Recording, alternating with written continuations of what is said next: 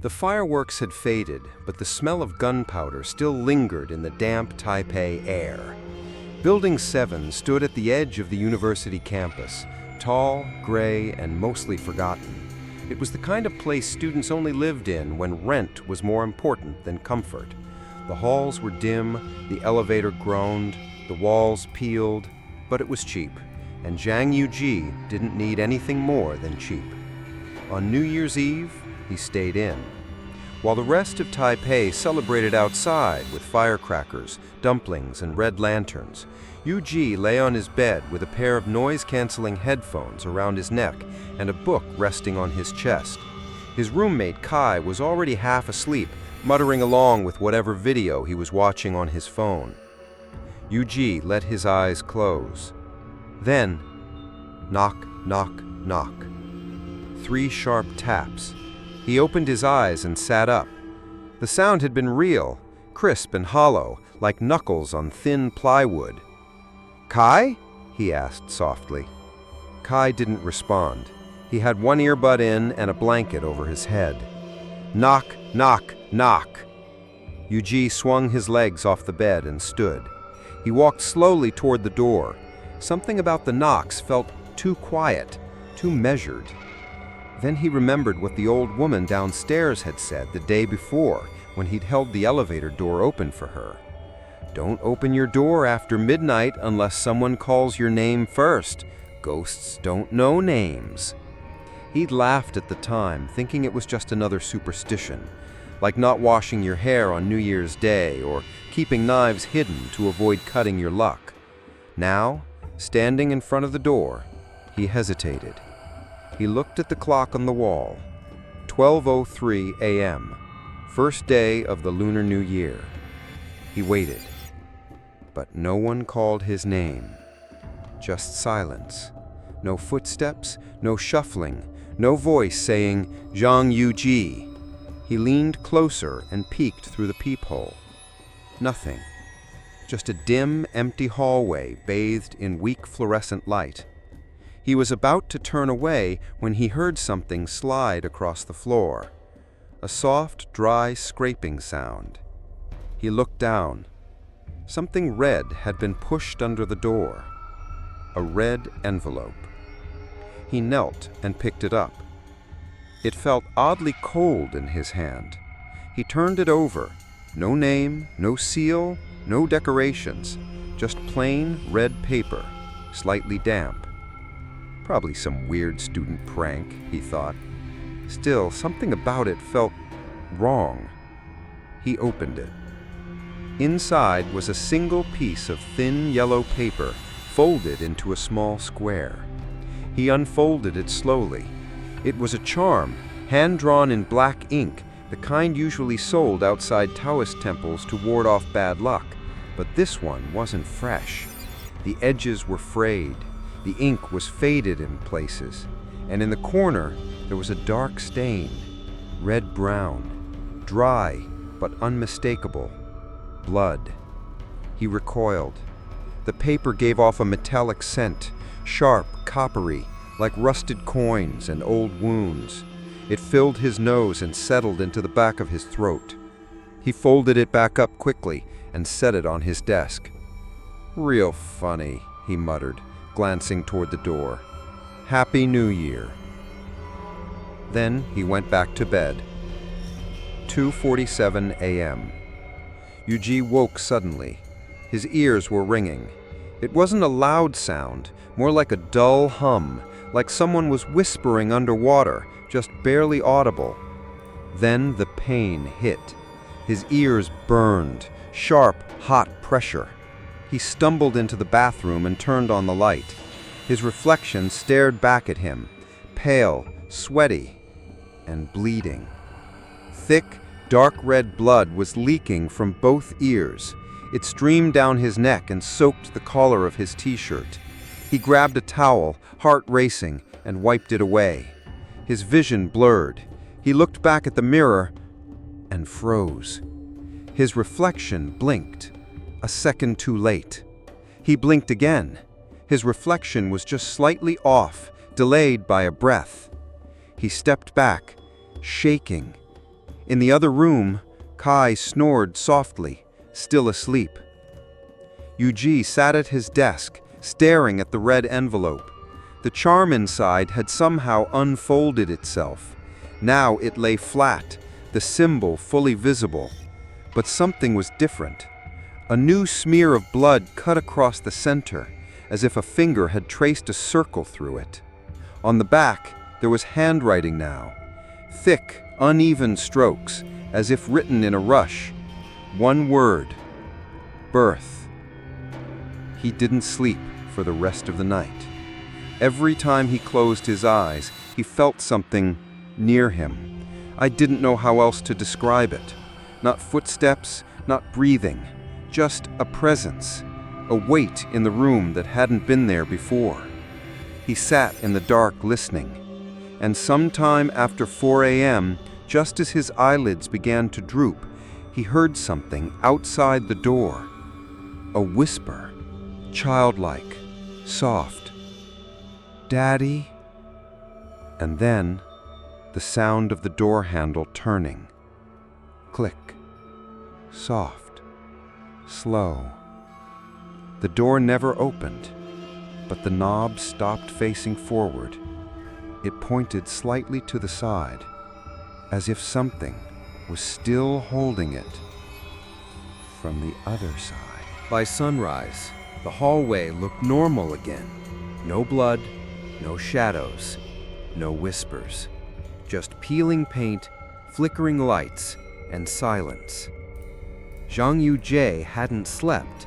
He sat at his desk unmoving, eyes fixed on the red envelope, as if watching it might stop it from doing something else. Kai had left early for morning class, yawning and laughing about staying up too late. He hadn't noticed the towel soaked in blood at the foot of Yujie's bed. He hadn't noticed the slightly tilted doorknob.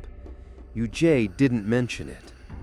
Because how do you explain something you're not even sure really happened? He glanced again at the paper charm. Still open, still stained, still bearing the single word in black ink: birth. He tried to fold it again, but it wouldn't hold. The creases refused to stay flat, as if the paper was resisting him, or remembering its original shape. Eventually, he slipped it back into the envelope and sealed it shut. Then he threw it in the trash. Later that day, he went to class, though he barely heard anything the professor said. Words drifted past him like fog. The world felt distant, slightly unreal, like everything was underwater. Was he getting sick? That would explain the ear bleeding. Maybe an infection, maybe stress, or maybe he was just imagining things after staying up too late. Still, when he got back to his dorm that afternoon, the first thing he did was check the trash bin. Empty. He frowned. He dug deeper. Nothing. The envelope was gone. He turned around slowly and froze. There it was, back on his desk. The red envelope sat exactly where it had been the night before, perfectly placed, closed, still sealed. He stared at it for a full minute. Then, without a word, he picked it up and walked straight to the bathroom down the hall. He tore the envelope into pieces and flushed them. All of it. The red paper, the charm, the blood stain. Gone. He didn't feel better, just empty. That night, the ringing in his ears came back. Stronger this time, like something was vibrating behind his eardrums. He curled up in bed, eyes shut tight, trying to block it out. Around 2 a.m., he sat up, heart racing. He had the overwhelming feeling that someone was watching him. He turned on the light. Nothing in the room had moved. But when he looked at his desk, the envelope was there again, whole, unripped, untouched. He stepped toward it slowly. His hands trembled as he picked it up. It was warm, no longer cold like before. He peeled it open with shaking fingers. The charm was different now. Same paper, but the blood stain had grown. It covered nearly half the surface, not smeared anymore, but soaked in deep red, like something had bled directly onto it. And the writing had changed. Where it once said birth, it now said chosen. He stumbled back. His breath caught in his throat. He dropped the envelope on the desk and backed away. His reflection in the window watched him too closely, and for just a second, only a blink, it smiled. He didn't. The next day, he didn't go to class. He stayed in bed, blinds drawn, lights off. He told Kai he was sick, which honestly wasn't a lie. At noon, Kai left with a quick goodbye. The second the door clicked shut behind him, the air changed. Not colder, just heavier, like the room was suddenly filled with water and every movement had resistance. He sat up and saw them. 3 red envelopes. One on his pillow, one under his chair, one taped to the ceiling directly above his bed. All identical, all sealed. He grabbed the one on the pillow and ripped it open. Inside, the charm. Same paper, same blood, but now the writing said, "Don't reject me." He opened the second one. This time, no charm, just a long black thread, coiled like hair. It smelled of incense and something metallic. He didn't open the third one. Instead, he gathered all 3 and ran outside. He crossed the street to the temple. It was an old Taoist shrine tucked between 2 apartment buildings, its roof sagging with age, red paint peeling, stone lions guarding the entrance with chipped teeth.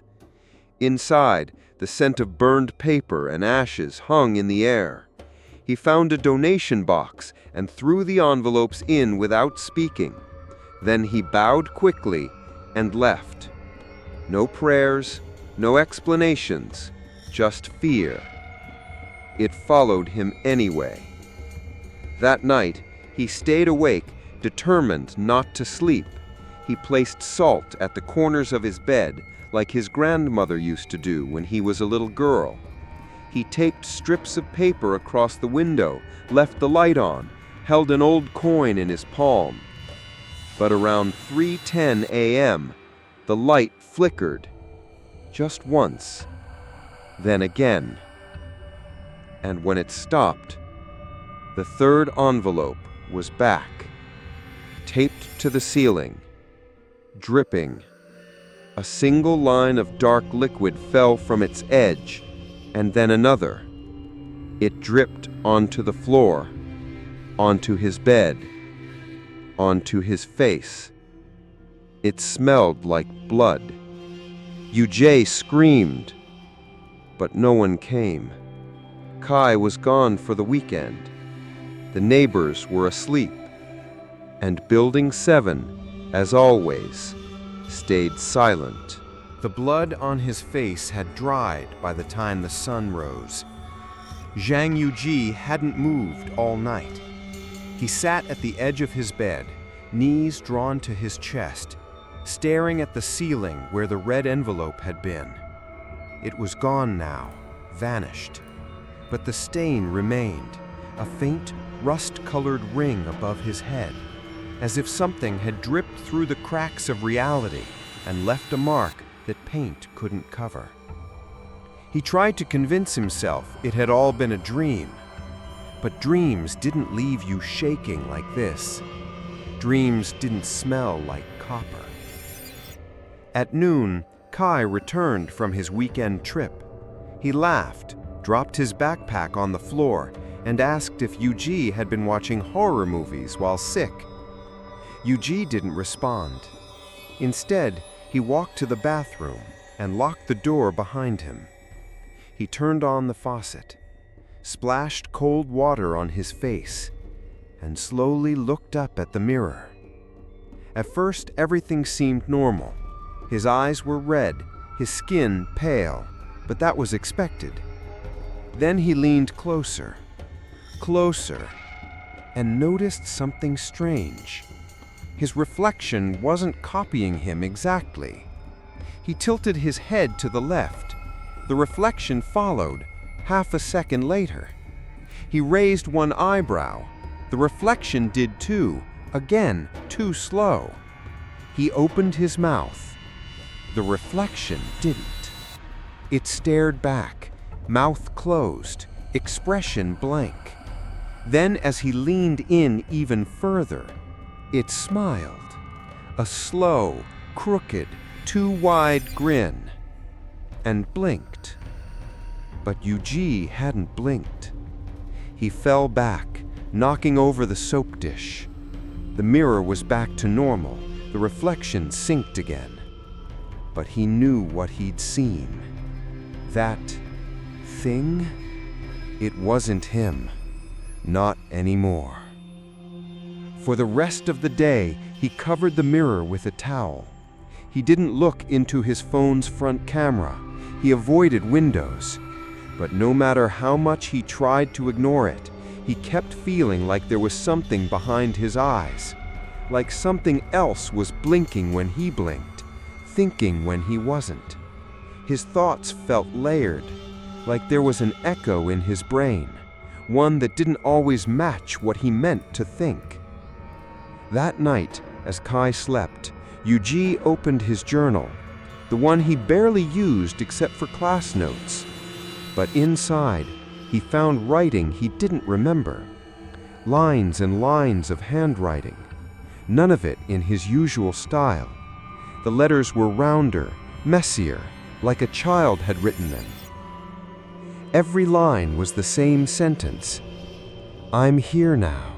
You said yes. Over and over. Dozens of times. He turned the page. More of the same. He flipped to the last page and saw a drawing. Crude, sloppy. A stick-figured child smiling. No eyes. Just two black X's. Standing beside a taller figure. Holding hands. The word father written underneath. Yuji slammed the journal shut and threw it under his bed. He didn't sleep. At 3:33 a.m., he heard humming. A soft lullaby. It was coming from the hallway, or maybe inside the walls. A child's voice, humming a song he didn't recognize, but somehow knew. The tune made his skin crawl. It sounded like something he'd forgotten as a child, something that lived in nightmares, not memories. He couldn't take it anymore. He grabbed the salt he had poured at the corners of his bed and scattered it in a circle around himself. He lit incense, the kind his grandmother used during Ghost Month. He whispered a prayer he hadn't said in years. But the humming continued, faint, insistent, like it was getting closer. Then silence. For a moment he thought it had stopped, until tap, tap, tap. Not on the door, but from inside the closet. 3 slow taps, followed by a whisper. Are you awake? Yuji didn't move. He didn't breathe. He stared at the closet door. It stayed closed, but he saw something slide out from inside it. Thin, red, another envelope. This one was different. It was folded like the others, sealed. but instead of blood, it was wet with something darker. He didn't want to touch it, but he couldn't stop himself. His fingers moved on their own. He opened the envelope. Inside was a torn piece of mirror, a shard, jagged, broken. When he looked into it, he didn't see himself. He saw a hallway, a dim corridor lined with red paper charms, and at the end of the hall, something small and crawling. It moved like a child, but it wasn't one. It had no face, just skin stretched tight, stitched where eyes and mouth should be. And it was coming closer. In the shard of mirror, it crawled toward him, crawling fast. He dropped the shard. It shattered on the floor. He stepped back, heart pounding, and just before the lights flickered off, he heard the whisper again, right next to his ear. "You're almost ready." The next morning, Zhang Yujie skipped class again. He told Kai he had a stomach bug, something about bad dumplings. Kai barely questioned it, just laughed, grabbed his backpack, and left. The moment the door closed, the air shifted. Not colder, just heavier, like the walls were pressing inward, gently but noticeably. Yu Jie stood in the center of the room, staring at the broken mirror shard he had swept into a small paper bag the night before. He hadn't thrown it out. He couldn't. Something about it felt unfinished. He hadn't imagined what he saw in that reflection. The hallway, the paper charms, the crawling thing without a face, and especially the way it moved. Not like a person, more like a memory, trying to be born. He pulled the journal from under his bed, slowly, hoping it would be blank. It wasn't. A new page had been filled, this time in larger handwriting, darker, smeared ink, as if written in a rush. "You are my doorway. I have waited long enough." Underneath it, another drawing, the child again, but now it had grown taller, and its head was turned upside down. That afternoon, he went to the campus library, not to study, but to research. He searched the university archives, old message boards, blogs written by former students, and that's when he found it. A forum post from 6 years ago, buried, deep, mostly forgotten. "Anyone ever live in Building 7 during Lunar New Year? I had weird stuff happen. I got a red envelope once, no name, no money, just something wet inside. Then I started seeing a little boy in my dreams. He didn't have eyes. He called me Father. I moved out, but I still dream of him every year." There were no replies, no follow-up, no name, just an empty user account that hadn't posted again. Yujie's hands trembled.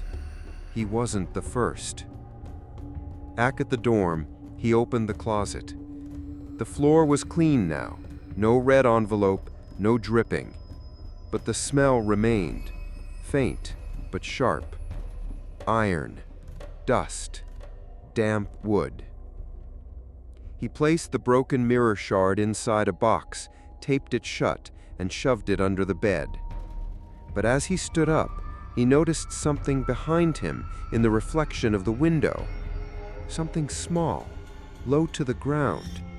He spun around. Nothing. He looked back at the glass. The shape was gone, but the fog of a small handprint remained on the inside of the window. He hadn't touched it. That night, he didn't even try to sleep. He sat with every light on, surrounded by salt lines and incense. He played white noise through his phone, trying to drown out the whispers. But they didn't come from outside this time. They came from within him. A soft child's voice echoing through his mind. "You didn't throw me away. That means you accept me." He shook his head. "No." But the voice answered, "You kept the mirror. You kept the blood. You kept me."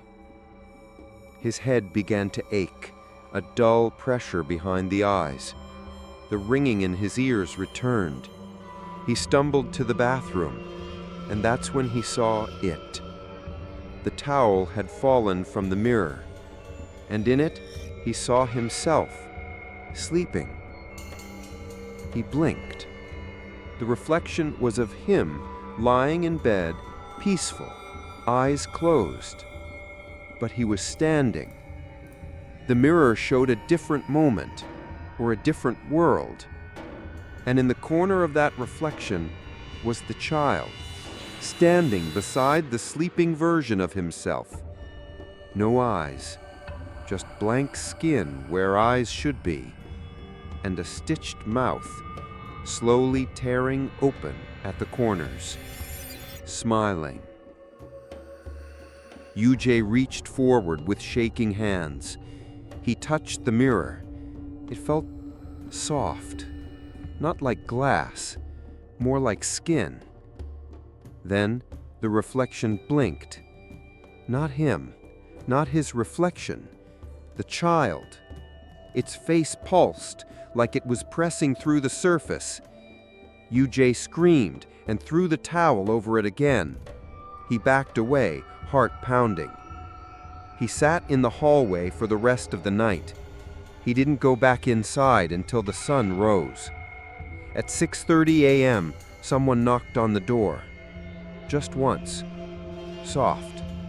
Gentle. UJ froze. But then a voice followed. A real one.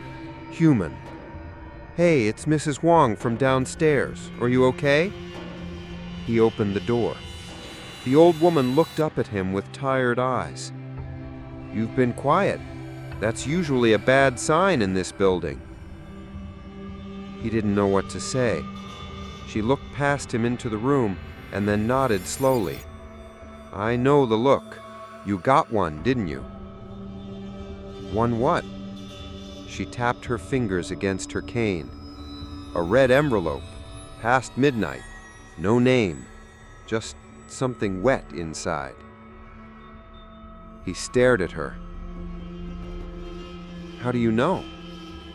"Because I lived in this building when it still belonged to the monks, and I remember the first child who disappeared. No one claimed his ashes. No one burned his name. He's been waiting ever since." UJ swallowed. What does he want? She looked him straight in the eyes. A body. A family. A second birth. Mrs. Huang didn't come inside. She stood just outside the doorway, one hand resting lightly on her cane, her eyes locked on something past UJ's shoulder, the ceiling, or maybe something only she could see. "You shouldn't have opened the door," she said. "I didn't. I never touched the handle." "You didn't need to," she replied. "He only needs you to notice, to hold the envelope, to let it stay." UJ swallowed hard. "Who is he?" The old woman shifted slightly, as if the floor beneath her feet had turned fragile. "He was never given a name," she said. "That's the first mistake." She told the story like it was memory, not myth.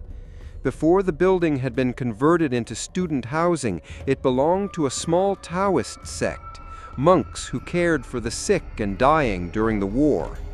They took in orphans, buried the unclaimed, and performed rituals for the forgotten. One winter, during a particularly brutal epidemic, a woman arrived carrying a newborn wrapped in dirty cloth.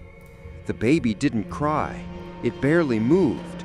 The monks begged her to stay, to let them care for the child, but she refused.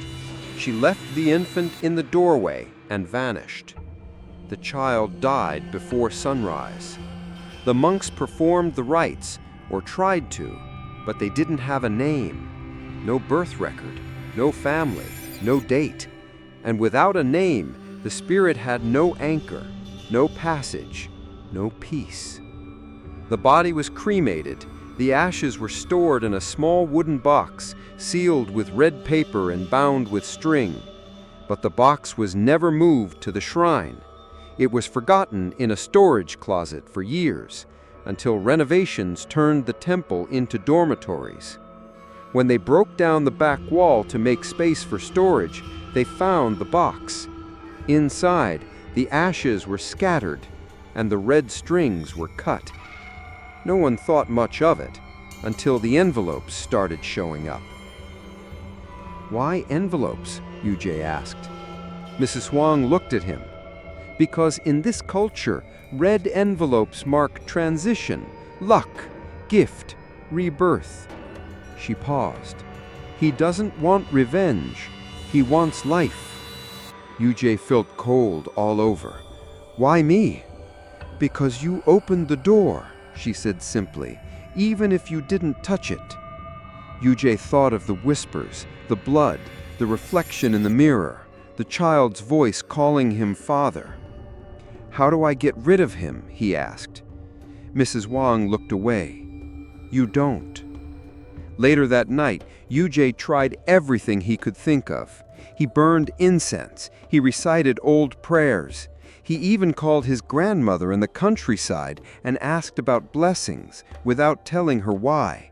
She told him to place 7 grains of rice under his tongue before sleeping.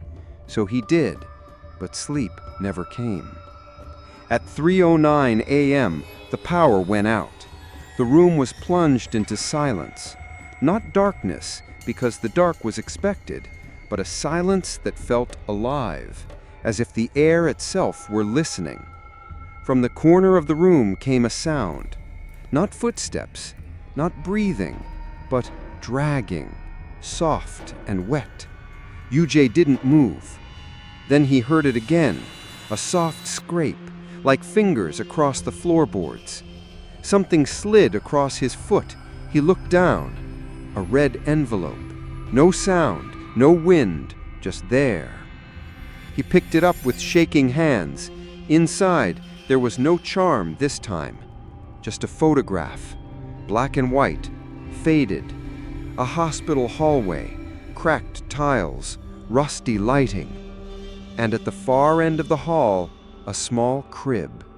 Empty, except for a pair of black strings tied in a knot where a child's eyes would be. He dropped the photo and backed against the wall. Then he noticed something else. More red envelopes. Dozens. Stacked on his desk. Hanging from his doorknob. Lined under the bed like footprints. Each sealed. Each waiting. He screamed, but no one heard, because Building 7, like always, stayed quiet. And in the mirror across the room, he was no longer alone. Zhang Yuji didn't go outside for the next 2 days. He kept the blinds closed, the lights on, and the mirror covered. But none of it helped, because the red envelopes kept coming. Under the bathroom door, inside the microwave, tucked beneath his pillow every time he looked away. At one point, he opened his fridge and found one sitting next to the milk, half sealed with something sticky and dark. They weren't just appearing, they were multiplying, like something growing hungry. Each envelope carried something new. Not money, not paper charms, but fragments, threads, objects that didn't make sense.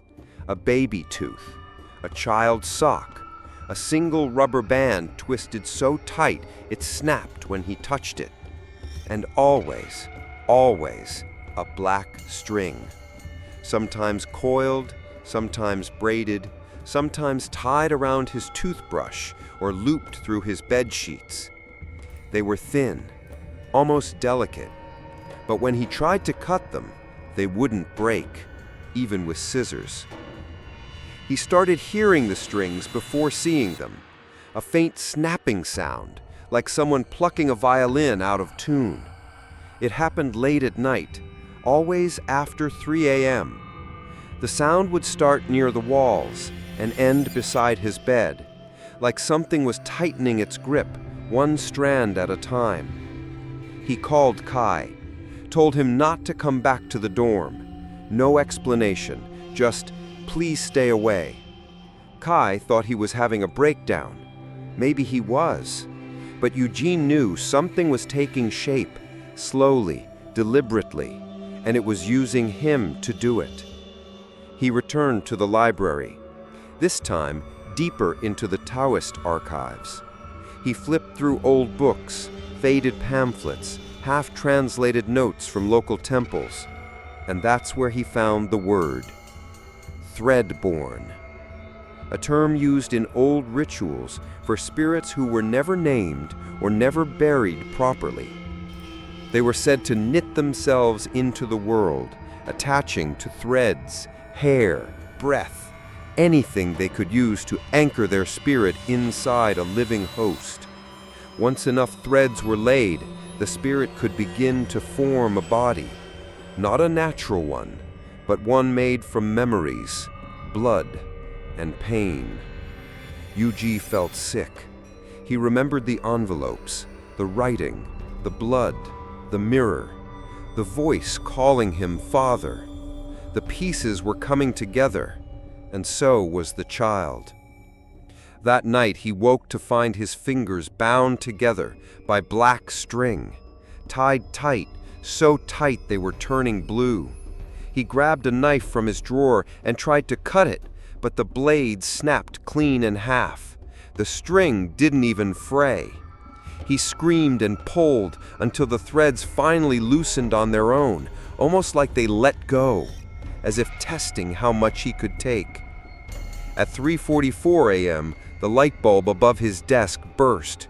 Glass scattered across the floor.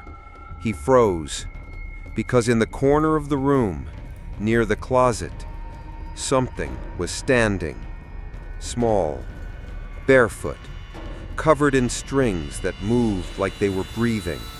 No face, no eyes, but it tilted its head toward him, slowly, and then it whispered without a mouth, "I'm almost ready." Yuji couldn't move, couldn't breathe. The figure didn't walk. It simply unraveled into the shadows, its body coming apart like thread pulled from a sweater, vanishing into the floor. He spent the next morning burning everything, the envelopes, the black strings, the drawings, even his old journal. He poured salt over the ashes and flushed them down the sink. He threw away his bed sheets, tore down the curtains, smashed his mirror. But none of it mattered, because that night there was a new envelope lying in the center of his bed. Inside was a single word, written in red ink, "Tomorrow." The envelope had said one word, "Tomorrow." But it didn't wait that long. Zhang Yuji didn't sleep. He sat in the kitchen chair, lights on, knife in hand, phone at 100% battery, waiting for anything to happen, or for nothing to happen at all. He tried to tell himself the envelope meant nothing, a bluff, an empty threat from something that fed on fear. But deep down, he knew the truth. It had never been a bluff. It had been a promise. At 3:21 a.m., the air changed, not just in the room, in his lungs. He could feel it, like the oxygen had been thinned out, replaced with something heavier, older. He stood, heart pounding. The lights flickered once, then again, and then everything went still. No buzzing, No hum, no outside sounds. It was as if the world had been placed on pause. And from the center of his room came a sound.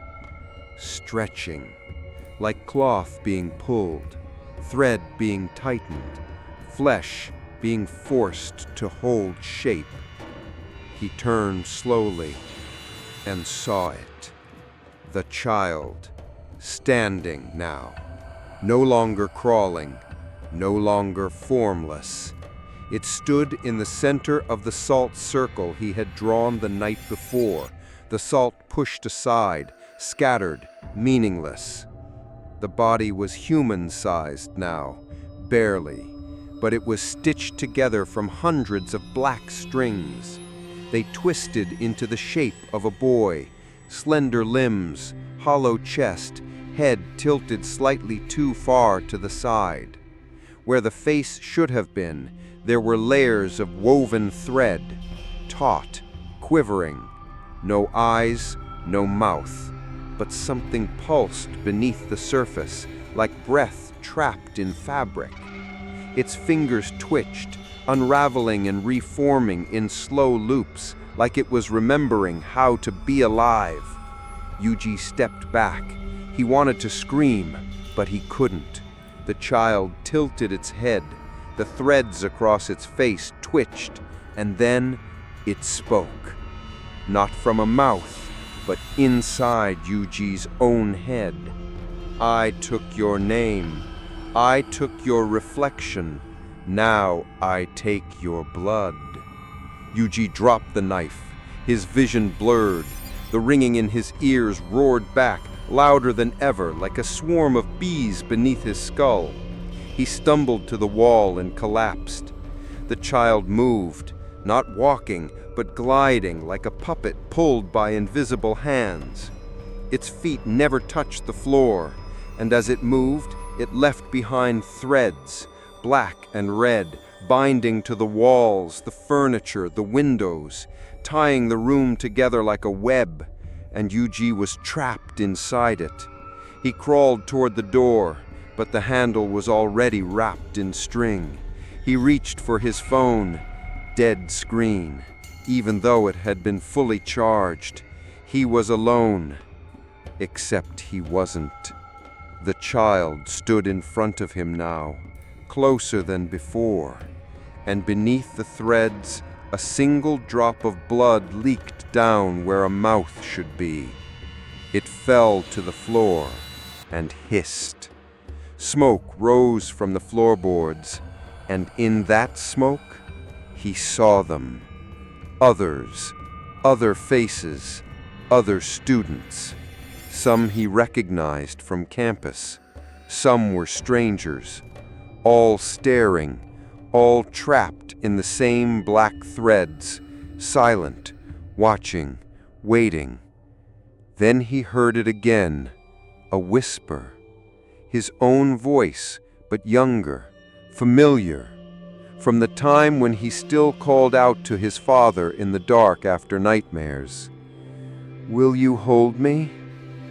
He looked up, and the child, the thing wearing the shape of a child, reached out, its hand open, palms stitched together, threads tightening. "Just say yes," it whispered.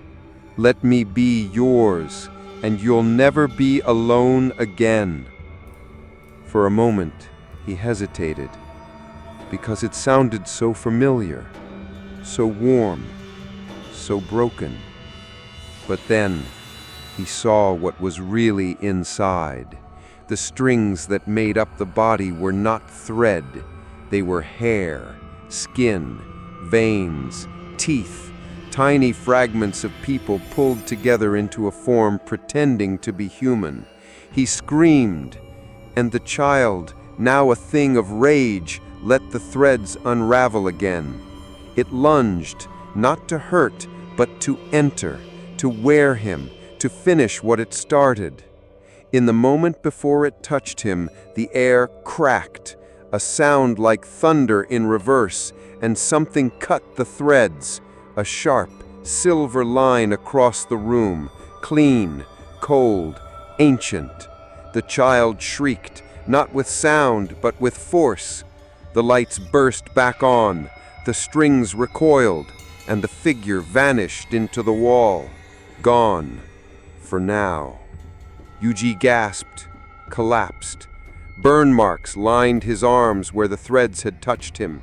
His nose bled, his vision swam, but he was alive. And at the door stood someone new, an old man in a black robe, eyes pale but focused.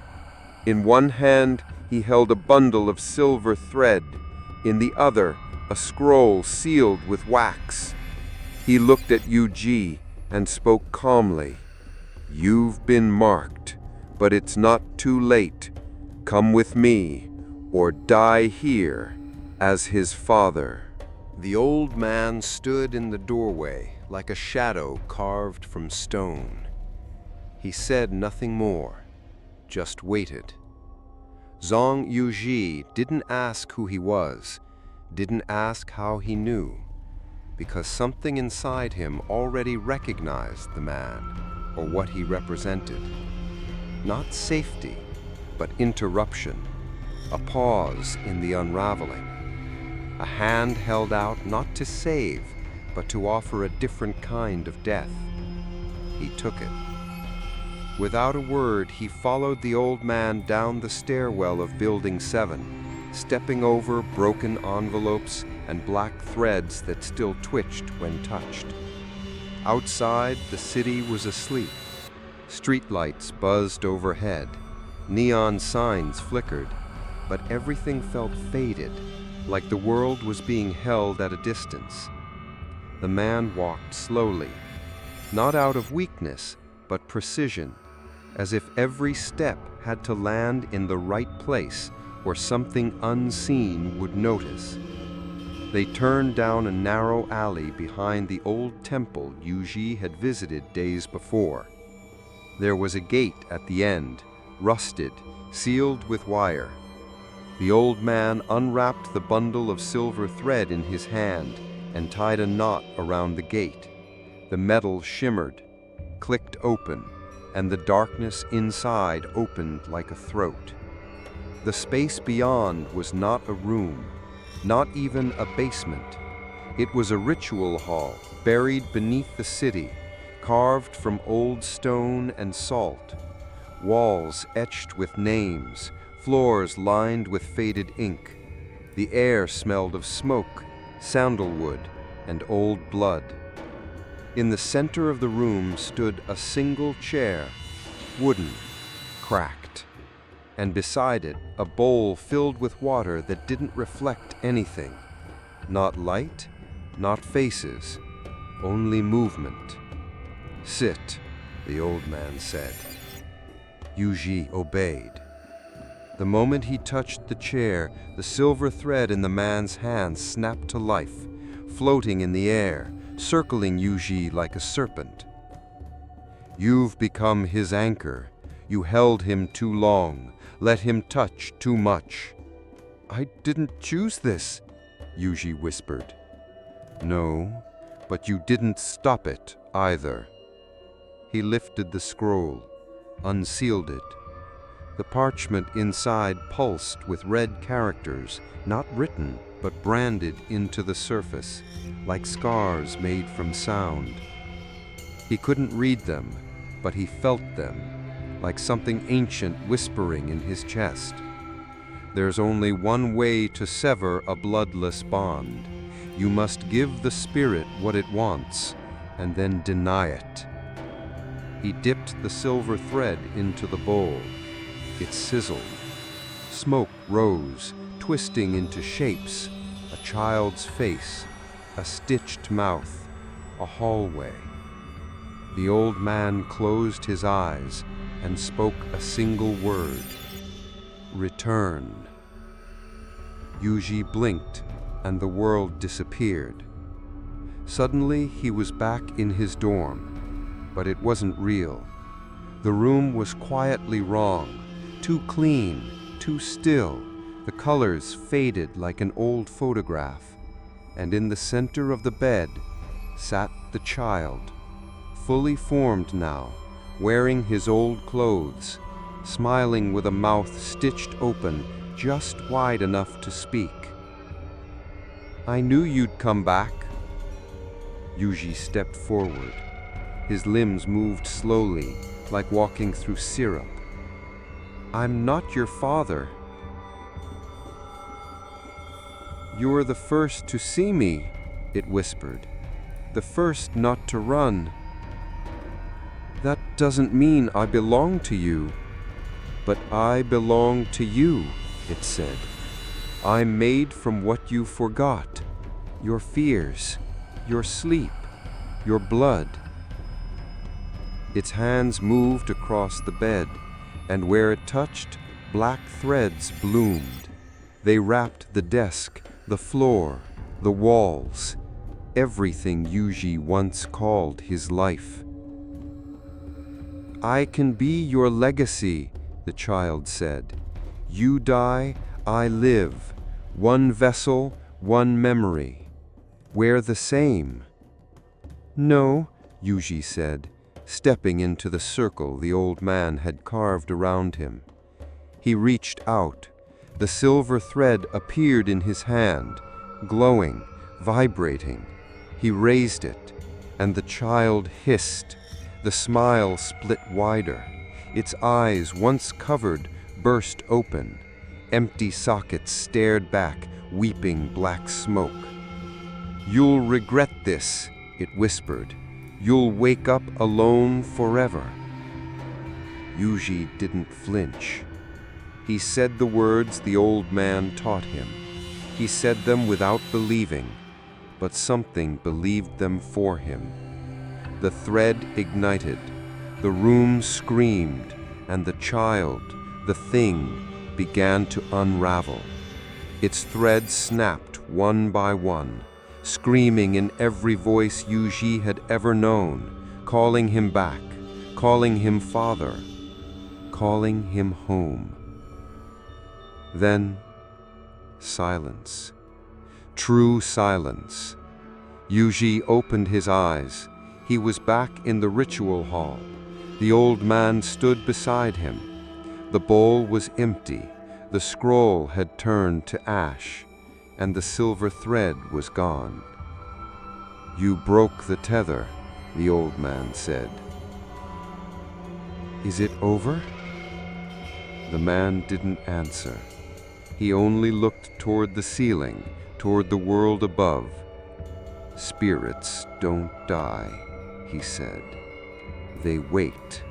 For the first time in weeks, Zhang Yujie woke up without blood in his ears, without an envelope on his pillow, without a voice in his mind whispering "Father" from behind the mirror.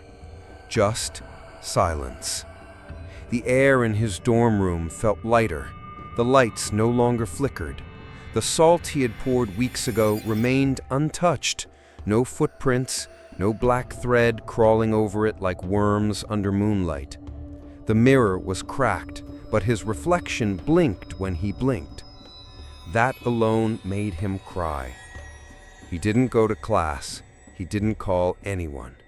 Instead, he sat near the window and watched the sun rise. And for the first time, he thought he could see color again, real color. Not the drained, washed-out hues of a world haunted by something it couldn't name. Maybe it really was over. Maybe the ritual had worked. But even as he tried to believe it, he knew better. Because spirits don't disappear. They wait. He returned to the ritual hall beneath the temple 2 days later. The old man was gone. No note, no trace. Only a long silver thread pinned to the wall with a rusted nail. He took it, kept it in his wallet, like a weapon or a warning. He tried to live normally after that. A week passed. No dreams, no whispers, no strings. Even Kai came back, acting like nothing had happened. "You look like hell," he joked. Yujie just smiled and nodded. He didn't want to explain what it meant to survive something that wasn't supposed to be real, what it meant to carry the memory of a thing that had no face, only a shape made from grief and silence and need. But on the 8th night, something returned. Not the child, not the envelopes, just something. A presence, subtle, like a hand pressed gently against the small of his back, not pushing, just reminding. It happened in the shower, in the library, in the back of a taxi when he caught a glimpse of a shape reflected in the rearview mirror that wasn't sitting in the seat behind him. At night, he began to dream again. Not nightmares, just waiting rooms, dimly lit, endless rows of chairs, no windows, no clocks, only people, silent, staring, not at him, but at something just behind him. He always woke up before he could turn around. One night, he forced himself to stay asleep, to not wake up, to look. He turned and saw it. A door, wooden, unmarked, but pulsing with something ancient. And on the floor in front of it was a red envelope, untouched, unopened, waiting. When he woke, he was holding something in his hand. A thread, black, thin, still warm. He didn't scream, didn't panic. He just sat in bed, staring at the thread, letting the truth return. It never ends. It only pauses. Spirits don't die. They wait. The thread was still on his nightstand when Yu-Ji woke up. He hadn't moved it. He hadn't touched it. But it was no longer black. Now it was gray, as if it had been fading or resting. He stared at it for an hour before finally picking it up. It felt like skin, still warm, still waiting. That day, he wandered the campus in a haze. People laughed, bicycles passed. Someone practiced violin in the courtyard. The world had returned to normal, but it hadn't brought him with it. He was there, but not present. Alive, but not entirely. And somewhere between the shadows of trees and the reflections in windows, the child watched. The dreams came again. That same waiting room, same flickering lights, same quiet crowd with empty eyes. But this time, Yu-Ji walked, past the rows of chairs, past the silence, toward the door. The same one as before, old wood, no handle, no markings, only that faint hum of something alive behind it. And in front of it, a red envelope, unopened. This time, his name was written on the front, but not in ink, in thread. Thin strands looped and stitched into the paper like embroidery, and moving, slightly, as if breathing. He knelt down, reached for it, and the moment his fingers touched the envelope, the door opened. Not outward, not inward, just opened, as if the world around it had blinked and the boundary between real and wrong had been erased. Inside the door was nothing. Not blackness, not light, just absence. And in the center of that absence was the child, waiting, sitting cross-legged on a floor that didn't exist, no longer made of thread, no longer stitched. Now it had skin, pale, smooth, almost human, almost. It looked up at him, and for the first time, it had eyes. "Why are you here?" Yuji asked in the dream. The child tilted its head. "I never left," it whispered. "You pulled me back. I broke the bond." "You broke a thread, but not the space where I was growing. I don't want you." The child smiled, not cruel, not angry, just empty. "I know," it said. "That's why you're the perfect door." Yuji stepped back, but there was nowhere to go. The door behind him was gone. Only the waiting room remained, and the child began to stand, every movement too smooth, like a puppet with strings you couldn't see. It walked toward him, barefoot. Its hands were clean now. No blood, no thread, just small human hands. But its shadow was still made of hair and teeth and ash. "I don't need your permission anymore," the child said. And suddenly, Yuji couldn't speak, couldn't blink, couldn't breathe. The dream collapsed around him. The chairs fell sideways. The lights burst like glass filled with screams. And from the ceiling, hundreds of threads rained down, gray, black, red, all reaching for him, grabbing, pulling, winding into his skin. He woke up screaming, hands gripping the sides of his head. The thread on his nightstand was gone, but in its place was an envelope, open, empty, waiting. Yuji didn't move. The envelope on his nightstand was open, empty, yet it felt full, like it had already given him something, or taken something away. He turned on every light in the room, opened the windows, let the cold morning air sting his skin, just to prove he was still here, still real. But the feeling didn't leave. That hum beneath the surface, that quiet vibration under his bones. Not sound, not pain, just pressure, as if something was slowly tightening inside his veins. He took a shower, hot water, steam, scrubbed until his skin turned red. And that's when he saw it, a thin line across his left shoulder, almost invisible, like a scar that hadn't fully formed. It wasn't raised, wasn't painful, but it was there. And when he pressed on it, it moved. He froze, watched it. The line pulsed, just once, like something shifted beneath the surface. A thread, alive.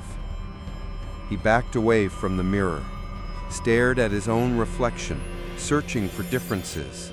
Eyes still brown, face still his. But there was something in the way he blinked, a delay, so subtle he would have missed it if he hadn't seen it before.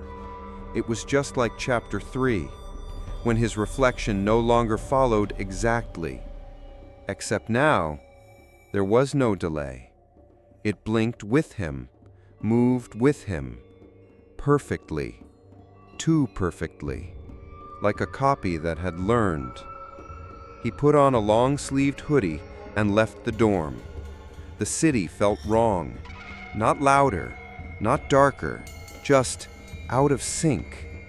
People walked too quickly or too slowly. Voices echoed at the wrong volume. Yuji passed by a mirror in a shop window and turned his head just in time to see his reflection still facing forward for a half a second too long. He kept walking, faster. He went to a clinic, told the doctor he had a rash on his shoulder. The man nodded, asked him to remove his hoodie, But when Yuji peeled it off, there was nothing there. The scar line was gone, the skin smooth, untouched. He went home feeling hollow, not because it was gone, but because he knew it would come back, when no one else was looking, when he wasn't watching. It was still inside him, threaded, knotted, growing. That night he stayed awake with a flashlight. He pressed his fingers along his arm, his back, his legs, looking for any sign of movement. At 2:17 a.m., he found it. A spot on his wrist, the skin slightly cooler, tighter. When he looked closer with his phone flashlight, he saw it. Something wriggled beneath the surface, like a thread trying to sew its way through his flesh. He screamed, grabbed a box cutter, drew the blade across the skin, shallow, blood, but no thread came out, just silence, and the faint sound of something laughing inside his chest. Not loud, not cruel, just amused, like a child playing hide and seek and always winning. He wrapped his arm, lay in bed, didn't sleep, but at some point the darkness shifted and he felt himself falling, not into dreams, into somewhere between. A hallway again, but different. This one was made of skin. The walls pulsed, breathed. Black threads held everything together like stitches in an open wound. And at the far end, the child, fully formed, smiling, and behind it, a mirror.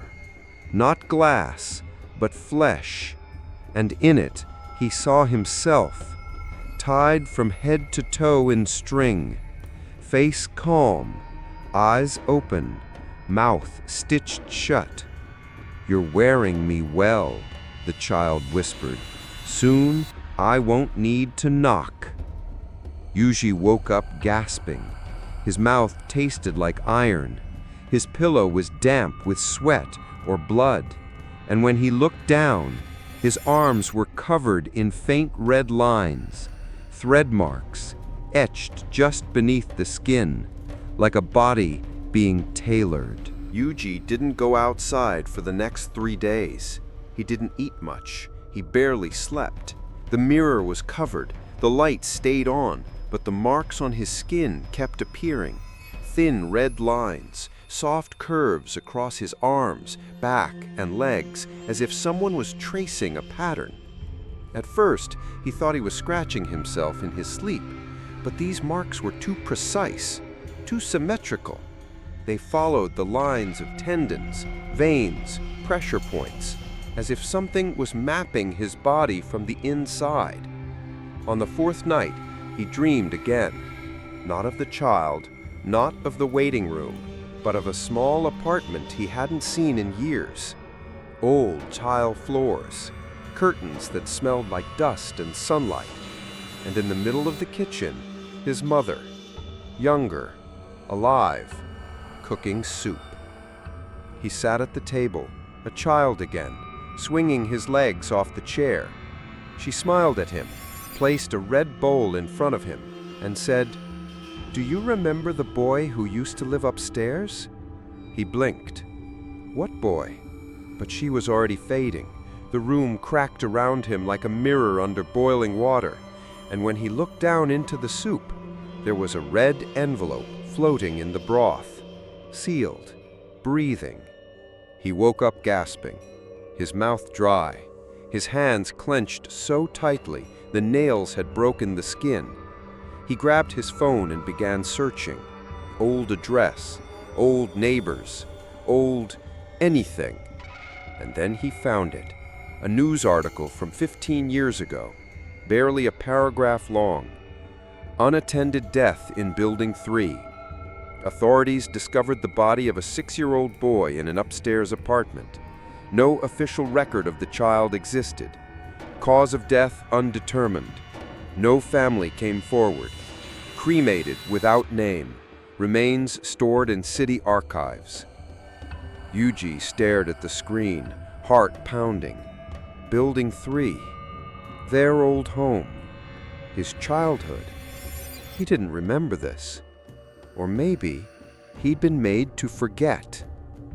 He called his mother, asked her plainly, "Did a boy die upstairs when we lived in Building 3? There was a long silence, then a soft voice. "That wasn't supposed to follow you." She came over that evening, for the first time in years. She sat on the couch and didn't speak for several minutes. Then she told him. There was a boy. She never knew his name. He lived alone, his parents gone, or dead, or never there at all. No one really knew, but he would knock on doors at night asking for food. Yuji was 5. He had nightmares about the boy's eyes, wide and sunken, like they belonged to someone older. One night the knocking stopped, for days. Then the smell started. Someone called the police, and they found him, alone, dead. No one claimed the body. No one remembered his name, except for Yuji. "You saw him," his mother said quietly, "and you stopped speaking for a month." He blinked, a shadow passing through his memory, a hallway, a child sitting outside their door, hugging his knees. His mother continued, "You left something behind when we moved. Not a toy, not clothes, something else." "What?" She looked at him, eyes filled with guilt. "Your name." The words didn't make sense, but deep down they did, a thread of memory tightening in his chest. In one of the old rituals, a name is more than identity. It's protection. And if a child gives it, even in play, it can become a vessel, a bridge, a promise. Later that night, he searched the city archive. No record of the ashes, no urn, just a location code, a box number, and a note. Remains unclaimed, stored beneath Temple Gate 9. Incense offering denied. Binding thread missing. His breath caught. The phrase again, binding thread. He sat in the dark that night, eyes wide, understanding now that the entity growing inside him wasn't a stranger. It was someone he had once opened a door to, someone who had no name, but now wore his. And beneath his skin, the threads continued weaving. Not faster, just deeper. Yuji stood in front of Temple Gate 9 just before dawn. It wasn't really a temple anymore. The outer walls were cracked, the prayer stones broken. The front gate rusted shut with a sign that read, "Condemned, unsafe for entry." But the code on the archive page had led him here, and the moment he stepped past the gate, the air shifted. Cooler, denser, the kind of stillness you only feel in places the living have forgotten, but the dead remember. The inside smelled of old incense and dry wood. Dust drifted like ash through the air. The floor creaked beneath his steps, but not in protest, in recognition, as if the building remembered him. He walked past rotting altars and faded statues, until he found the staircase, hidden behind a collapsed partition, partially buried beneath debris. It led down, deeper than expected, stone steps winding like a spiral. And carved along the walls names, thousands of them, etched into the stone with sharp tools and desperate hands. Some were crossed out, some were unfinished, some had no letters at all, just scratches. At the bottom was a metal door, no lock, no handle, but it opened when he touched it. The room beyond was silent, a narrow chamber lined with small drawers stacked floor to ceiling, each marked with a number, each no larger than a shoebox. The archive, where they kept the ashes, the forgotten, the nameless. Drawer 4113, that's what the file said. He walked to the fourth column, found the 113th slot, stared at it for a long time. His fingers trembled as he reached forward and pulled. The drawer slid open with a soft exhale of dust. Inside was a simple clay jar wrapped in red paper. But the paper was torn, the seal broken, and around the neck of the jar a single black thread, looped 3 times, knotted but fraying. The moment he touched the jar, a cold jolt shot through his arm. He gasped, and the air in the room shifted. The drawers rattled. The walls creaked. Somewhere above, a child whispered his name, but not the one he used now, the one he had forgotten, the name he gave away as a child in a hallway when a boy with sunken eyes had asked, "Can I be like you?" And he had said, "Yes, my name is UJ."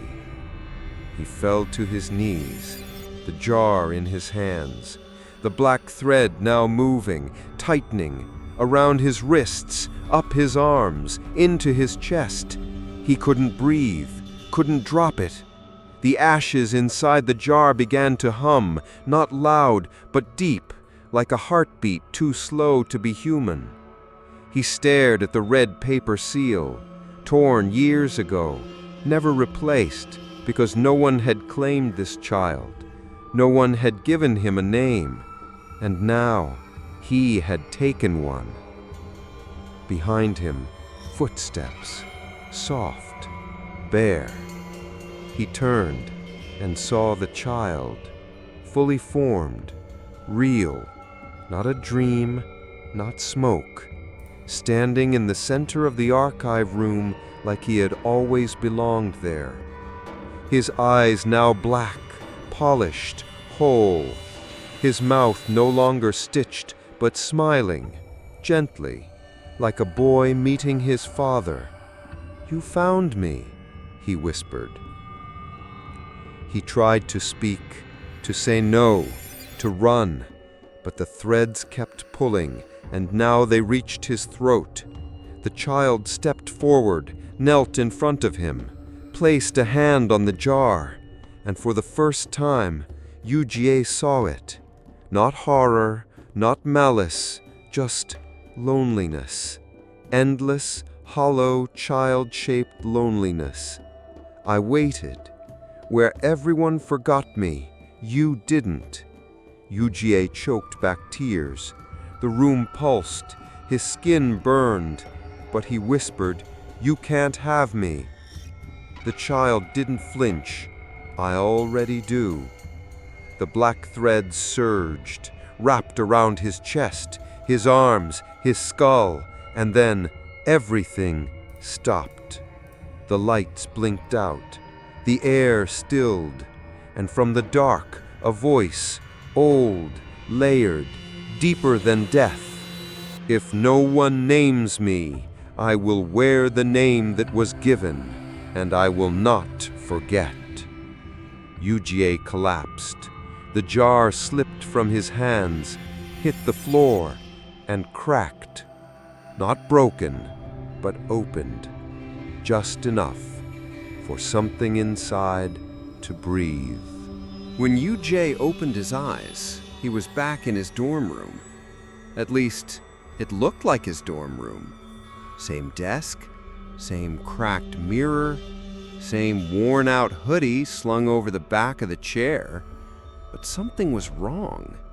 Too clean, too still, too perfect. He blinked. The lights flickered once, not from the ceiling, but from the window. Outside, the world was frozen. Cars unmoving, trees mid-sway. Even the air beyond the glass shimmered like heat off asphalt. Time wasn't passing, it was being held. He sat up. His body felt heavy, not sore, just unfamiliar, as if he hadn't grown into it yet. He moved to the mirror, stared at himself, and saw himself. Same face, same eyes, same scar under his chin from childhood, but something was missing. Or maybe something extra was there. A subtle twitch beneath the left eye, a too smooth blink, a smile forming without permission. He stepped back, and the reflection stayed still for a second longer than it should have, and then smiled. He turned toward the door and saw it. An envelope, red, sealed, but not addressed to him. Not anymore. It read, Zhang Yu-Jie. His name, written in clean, neat handwriting. But it didn't belong to him. Not now, because something else had claimed it. He opened it with shaking hands. Inside was a folded piece of paper. He unfolded it. Only one sentence. You are me, now. He screamed, ripped the paper, threw it across the room, but it folded itself mid-air and drifted gently back to his desk. Then came the knock. 3 taps, soft, precise, too familiar. He froze. The peephole stared back. He didn't move, didn't answer. But he heard it anyway. A voice, his own voice. Yu-Jie, it's me. Let me in. His knees buckled. He backed away. And the reflection in the mirror turned its head, even though he hadn't. Smiled wider. Lifted one hand. Placed it against the glass. And whispered, You gave it freely. Now I'll wear it better. His phone buzzed. A message from Kai. Hey, are you okay? You missed class again. But someone who looked just like you walked right past me. Same hoodie, same bag. You didn't say anything. You just smiled. Yu-Jie stared at the screen, and then at the window, where someone, him, now stood outside, looking up, smiling. Eyes too still, too empty, too perfect. The knock came again, but from inside the room, not the door, not the window. Inside the closet, inside the walls, inside his chest.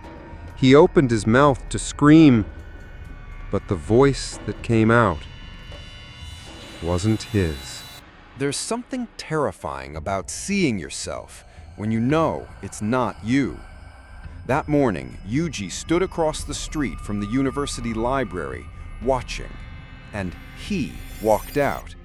Same face, same clothes, same small scar beneath the chin, but the way he moved, too smooth, too calm, too perfect, as if every motion had been practiced, refined, rehearsed in a mirror 1,000 times. The double, the mirror that walks, paused on the steps, turned slightly, and looked directly at Yuji, and smiled. Not with malice, not with cruelty, but with something far worse: familiarity. Yuji turned and ran. Through the alleys behind campus, past buildings he'd walked by for years without noticing how cold the shadows were. He didn't stop until he reached the old temple again, the one where the ritual hall had once opened below the ground. But the entrance was sealed. The thread that had once shimmered across the gate was gone, burned, like no one had ever stepped inside. He sat on the ground, breathing hard, trying to remind himself that he was real, that the thing walking in his place wasn't him. But even as he thought it, doubts crept in, because the face in the mirror now answered messages. It smiled at people. It waved at friends. It lived. And he was the one hiding, forgotten, silenced. That night he didn't go home. He stayed in a motel off the highway, one of those places with flickering lights and floral sheets that hadn't been changed in years. He stared at himself in the bathroom mirror for over an hour, watched, waited. At first, everything moved the way it should, but then the reflection blinked before he did and whispered, "Why are you hiding? I'm doing everything better." He smashed the mirror. Pieces fell like glass rain. Some sliced his skin. Blood bloomed across his knuckles. And in every shard, his face smiled back up at him, mocking. The next day, he called Kai, used a payphone, blocked number. Kai picked up on the third ring. "Hello?" Yuji didn't speak. "Who is this?" Still silence. Then Kai's voice softened, confused. "Yuji? If this is some kind of joke, it's not funny." "I'm real," Yuji whispered. Kai froze, then said, You're at home. You just texted me." "No," Yuji said. "That's not me." A pause. Then Kai's voice dropped to a whisper. "What happened to your eyes?" Click. Call ended. That night, Yuji wandered campus, kept to the shadows, and watched. Watched as he sat on the lawn with friends, laughed, told stories, answered questions he no longer remembered the answers to. No one noticed the difference, because the thing in his place wasn't wearing a mask. It wasn't pretending. It believed it was him. And he was the one hiding, forgotten, silenced. Yuji collapsed on a bench near the clock tower. The cold seeped into his skin, and for the first time he wondered, was he the ghost now? Had he become the memory, the shadow, the echo? And the thing walking in his place, the real? Then, footsteps. He looked up, and he was standing there, only a few feet away, smiling, calm, the mirror without glass. "You shouldn't be outside," the double said. Yuji's throat tightened. "You're not me." "It never said I was," it replied, then leaned closer. "But you gave me your name. You gave me your body. I'm just doing what you wouldn't." "You stole everything!" The mirror Yuji tilted his head. "I didn't steal. I filled the silence you left behind." Yuji stood, shaking, angry, afraid. But the thing only smiled wider and said, "You don't belong anymore. But don't worry. I'll take good care of your life." Then it walked away, without a second glance, like a memory returning to a place it was never meant to leave. And Yuji was left standing in the dark, a man without a name, without a face, without a home. There was something cruel about walking through your own life like a stranger. The buildings still remembered him. The trees still whispered his name when the wind passed. But the people didn't. Not anymore. Not even when they looked him in the eyes. Zhang Yujie watched as he laughed with Kai near the student cafe. Same laugh, same nervous gesture, one hand brushing through his hair. Same crooked smile. But there was one difference. Shoes. The copy wore shoes Yujie had never owned. Black canvas sneakers with red thread around the heel. A tiny detail, insignificant, except Yujie noticed it immediately. Because he never wore black shoes.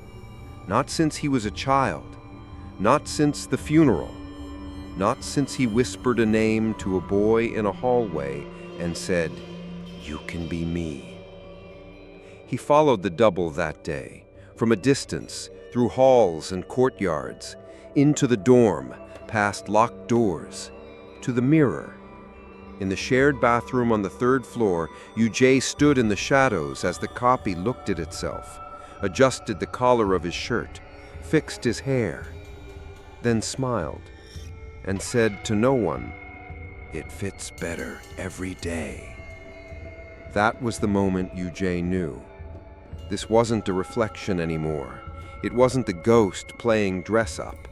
It was becoming him, cell by cell, memory by memory, moment by moment.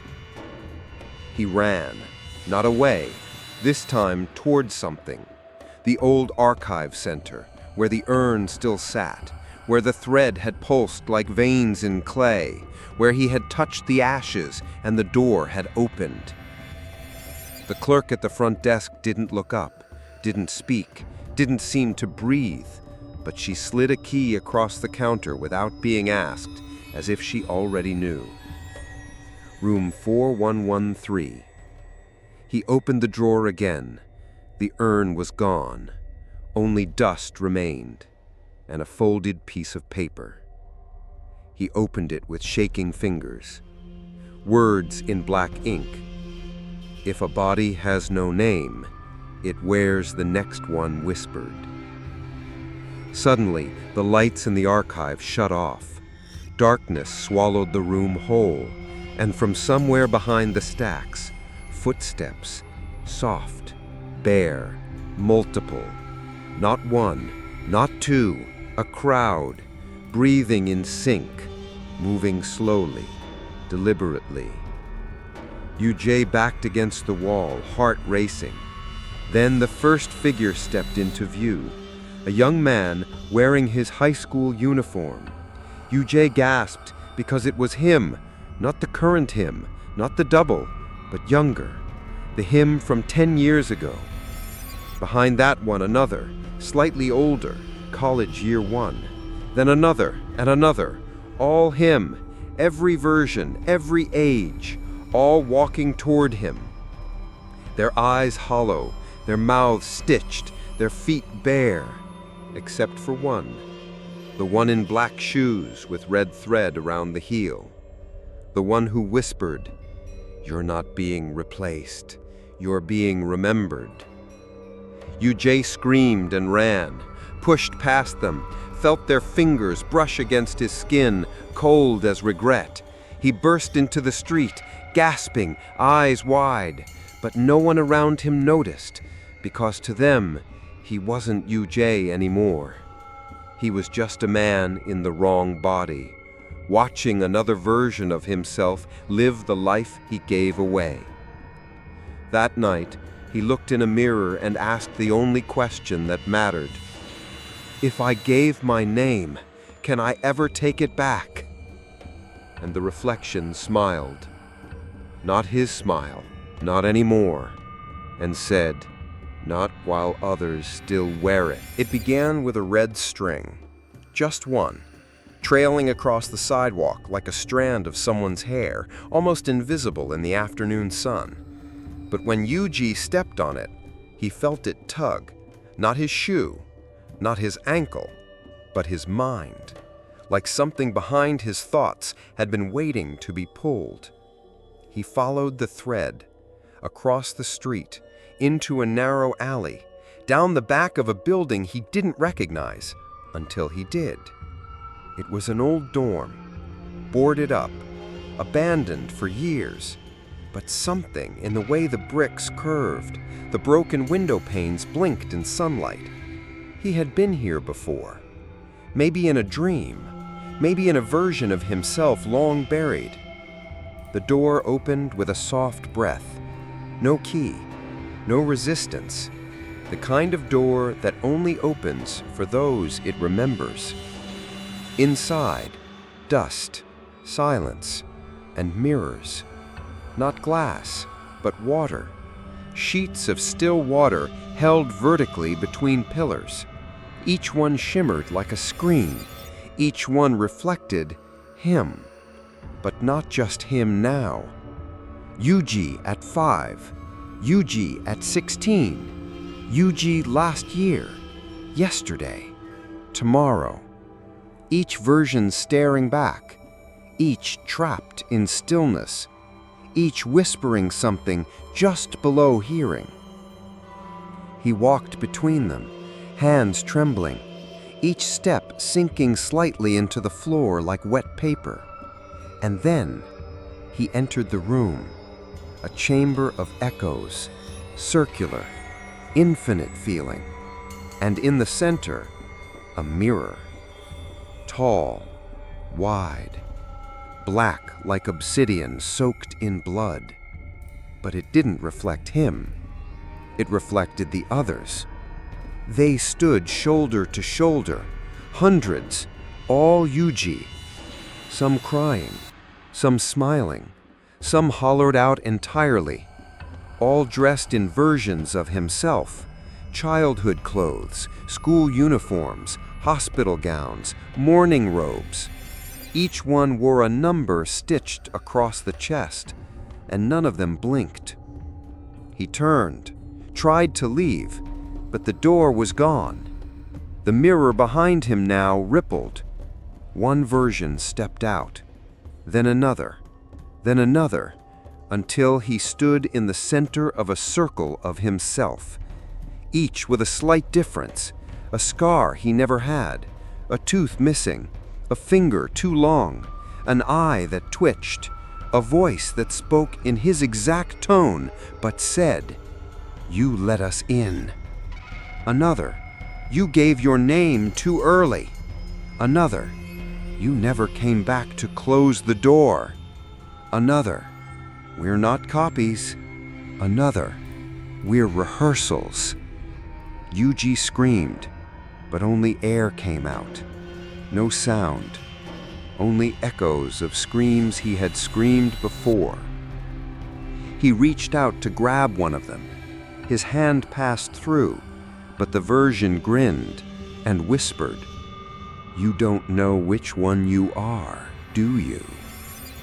He looked around at all the versions of himself, identical yet wrong, real yet reflected. And in that moment, he couldn't remember what age he was, what day it was, what year, what name, who his mother had been, if Kai was real, if any of it had ever happened, or if he had just been one Yuji among many, birthed from a red envelope no one meant to open. Then the mirror behind him cracked, and all the versions turned at once, their voices layered into one. "He's coming through!" The mirror shattered, and from the smoke stepped a Yuji with no eyes, just smooth skin where sight used to be.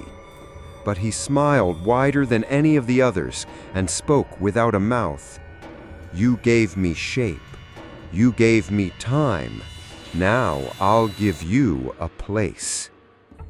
The other Yujis stepped forward, hands open, reaching, not to kill, not to harm, but to absorb, to welcome, to bring him into the fold.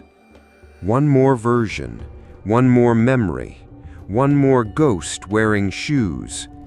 He tried to run, but his legs belonged to someone else now, and in the center of his palm, a new thread began to grow, red, alive, and tightening. Yuzhe could no longer tell if he was awake or dreaming, if this room of reflections, of echoes, of himself was real, or just the inside of a name that had been broken, or shared, or stolen. He stood in the center of the circle, surrounded by versions of himself, each one pulsing, breathing, waiting. And in the palm of his hand, the red thread had begun to stitch, not into his skin, but into his name. He could feel it, like letters being rewritten from the inside, letters he no longer controlled, letters that whispered, Z, H, A, N, G, Y, U, J, E. The air pulsed. The mirror behind him began to speak, in his voice, in their voices, layered and loud and heavy. A name is not a sound, it is a gate. He dropped to his knees. The red thread burned in his palm, coiling now like a serpent wrapping around a branch, climbing his forearm, pulsing with purpose. And the mirror began to crack again, but not like before. This time, it split down the center, and a word appeared in the glass. Divide. He didn't understand until he looked up and saw one of the Yuzhes step forward. This one had no mouth, but his eyes were wide with fear. He reached out with both hands, pressed them to Yuzhe's chest, and whispered without sound, "If he owns all of you, give him less." Then, all the mirrors lit at once. Every version of Yuzhe stood straight. All spoke the same sentence. "Say your name, then break it." Yuzhe screamed, "Zhang Yuzhe!" And the room shuddered. The ground split beneath him, but the mirrors held. So he said it again, this time breaking it. "Zhang!" Crack. "Yu!" Ripple. "Zhe!" Shatter. The name split across the space like lightning, and with it, the red thread snapped. The stitching in his skin reversed. The versions around him began to fade, not vanish, not die, just return to mirrors, to echoes, to where they had come from. But one version did not leave. The Yuzhe in black shoes with red stitching at the heel. The one with the smooth eyes, the calm smile, the perfect voice. He stepped forward through the broken glass, still intact, still smiling, and said, "You can divide your name, but not your shadow." Then he lunged, and Yuzhe felt hands wrap around his throat, not tight, but final, the kind of grip that doesn't strangle, it replaces. But Yuzhe had learned something, a truth inside the lie. If a name is a gate, then a gate can close. He reached deep into memory, to the hallway as a child, to the moment the boy had asked, "Can I be like you?" And he had said, "My name is..." But he didn't finish. He held the name in silence, refused to give it, let it burn inside his mouth, unspoken, undivided, unopened. The mirror shattered one final time. The copies screamed, the thread dissolved, the grip loosened. The world broke, and Yuzhe awoke, alone, in his bed, in his room, No red envelope, no thread, no knock. Just the name on his tongue and the fear of saying it aloud. Yuji hadn't spoken in 3 days. Not a single word. Not even a whisper of his name. He answered texts with emojis. He nodded at classmates. He didn't call his parents back. It was harder than he imagined, not because he wanted to talk, but because everyone else still wanted to say his name. Zhang Yuxi, the professor called during roll. He didn't raise his hand. Yujie, Kai whispered beside him. You good? He smiled faintly. Scribbled on his notebook. Please don't say my name. Kai stared at the note like it was cursed. That night, someone knocked on the door, but not like before. This time, it was Kai, real Kai, holding 2 cups of bubble tea. You've been reared since New Year, he muttered. You're not possessed, are you? He laughed. Yujie smiled, but said nothing. Kai sat on the floor anyway. Silence stretched between them like old cloth. I looked it up, about those red envelopes. Yuji's head snapped up. Kai held out his phone, showing an old forum thread. Jinteng Si, the ritual of bloodline inheritance. In rare Taoist rites, red envelopes without names are said to carry lineage rather than fortune. They are offered to wandering spirits to give them descendants. But if the living accepts it, the spirit inherits them. Kai scrolled. Further down, a line stood out. Once named by a ghost child, your identity becomes shared. Even a whisper of your name invites them in again. I thought it was BS, Kai said, but something's off with you, and last night I had a dream. Yuji stood up, alarmed. Kai continued. There was a kid, standing in my kitchen. He looked at me and said, "Is my Baba okay?" Silence. Real. Heavy. Sharp. Yuji grabbed a pen and paper. Wrote fast. Don't speak. Burn this. Never say my name again. Kai laughed nervously. What is this? Some kind of vow of silence? Yuji didn't answer. He reached into his drawer, pulled out incense ash, a silver thread, the broken red seal from the last envelope. Bro, Kai said, backing away. Did you join a cult? Yuji walked toward him slowly, held out the ash, pressed it to his wrist, wrote on his skin with soot, "Forget me." Something shifted in the room. The lights dimmed. The air grew still. And just outside the window, a paper charm fluttered down, red, unmarked, landing on the windowsill.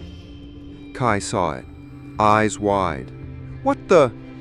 Yuji slammed the window shut, and for the first time in days, he spoke. His voice barely audible, but clear, cold, final. If you ever say my name again, he'll think we're family. Kai didn't sleep at home that night. He never spoke of it again, but he also never said the name, not even in his thoughts. Yuji could tell, because the whispers stopped, for now. But silence has its price. He couldn't speak in class, couldn't apply for internships, couldn't introduce himself, couldn't correct the professor who called him Zhang Junjie by mistake. All he could do was erase himself, one note after another. One night, he tried writing his name again, just to see, just to feel like he existed. He wrote the first letter, Z, and the lights flickered. He dropped the pen, burned the paper, watched the flame devour the curve of the letter like it was feeding. Even now, in the mirror, his reflection mouthed something, but he dared not read lips, because it looked too much like Baba. The silence had sealed the curse, but it had sealed him too. No name, no voice, no identity, just breath, and a door he refused to open. UG had sealed every window, unplugged every electronic, removed every mirror except one. He had tried, but the one in the bathroom medicine cabinet wouldn't come off. It was bolted deep into the wall, like it had always been there. He stopped looking into it, stopped brushing his teeth with the light on, stopped reaching for the door when something moved behind him. But tonight was different. The envelope appeared again. Not under the door, not in the fridge, not on his pillow, but in the mirror, taped to the inside of the reflection, right where his face should be. Red, unmarked, still. He stared, eyes hollow, heart numb, mouth shut. He whispered nothing, even in his head, but the mirror didn't care. The envelope was there now, in his world. No sound, no movement, just a second reflection. Behind his own, a child, thin, pale, smiling. He stood at the back of the mirror, holding the envelope in both hands like an offering. He mouthed something. UG backed away. His breath fogged the glass. Only his breath. The child's image remained untouched. He grabbed his lighter, held it to the mirror, then paused, because the child had disappeared, and the envelope was now taped to the real mirror. He didn't touch it, just stared, felt the air shift, felt the weight of his name pressing against the inside of his chest like it wanted out. He wrote one last thing in his journal. Even silence doesn't save you forever. Then he opened the envelope. Inside was only a photograph. Black and white, old, creased. A family portrait. A couple with a young boy between them. The boy's face scratched out with something that looked like a nail, but across the bottom, written in shaky brushstrokes, Jang UG, first son. He blinked, shocked. His name, not typed, not printed, handwritten, but not by him. The lights went out. Not flickered, just died. Total blackness. And in that silence, a child's breath soft in his ear. I'm ready now, Baba. He turned slowly. The mirror glowed, like it had a light behind it, or something moving inside it. A faint blue shimmer, like moonlight underwater. The glass wasn't reflecting anymore. It was a window. And the child stood behind it, now life-sized, his fingers pressed against the inside of the mirror, waiting. No rage, no violence, just longing. The weight of generations, the hunger for lineage, the ache of the forgotten. UG stepped forward. No words, no breath, just silence. He touched the mirror. It was cold. A hand reached out from the other side, small, pale, human. He took it, and the mirror cracked, a soundless shatter, The edges bled darkness.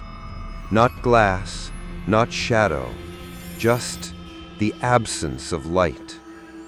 And when the police arrived 3 days later, called in by neighbors who smelled something strange, they found the apartment empty. No body, no note. Only a red envelope taped to the back of the mirror. Inside it was a photograph, black and white, creased. A smiling man with a child in his arms. A new name written at the bottom in careful brushstrokes. Zhang Jihao, second son. Because every hungry spirit must one day become the father they never had, and every silence must eventually be broken.